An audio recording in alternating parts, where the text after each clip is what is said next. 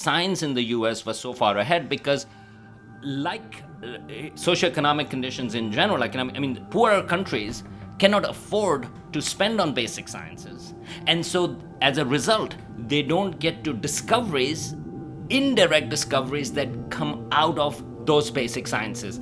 And I was like, well, in some ways there is an unfair advantage because for rich countries like the US, they can spend a lot of money on basic sciences and also on applied sciences, but there are a lot of discoveries that come out of spending time for people who are enthusiastic, who are doing curiosity-driven research. So whether be it looking at, for example, I mean, this didn't come out directly from the US, but I'm just giving you an example, looking how stars work, and you can actually come up with nuclear fusion, and that can have, for example, later on, fusion reactors and so on and so forth. Or if you are looking at sort of like, hey, how do zebrafish work? And you can actually figure out medical benefits to that. Or we've talked about sort of like these pigeons, that way they use sort of like, a particular part of the brain which gives them sort of like, sense to magnetic fields and so on and so forth.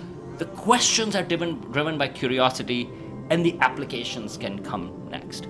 So to me, that was actually a really amazing aspect of the US science. And then I went for my doctorate in New Mexico, and again, same. So by that time, I was indoctrinated in the system. I was like, this is amazing. And I was doing my PhD was on looking at how stars form in particular type of galaxies. And for years, that's what I did. And that was incredible because the sole thing that was driving my research was figuring it out. And there were sometimes very testy debates amongst academics, amongst astronomers there were disagreements. But if you come to think about it, we are disagreeing vehemently, by the way, at conferences and things like that, about really what this light is telling us, how much stars are contributing to this light, or whether it is coming from dust or from some other reasons in galaxies that are hundreds of millions of light years away. Not a ton of practical application.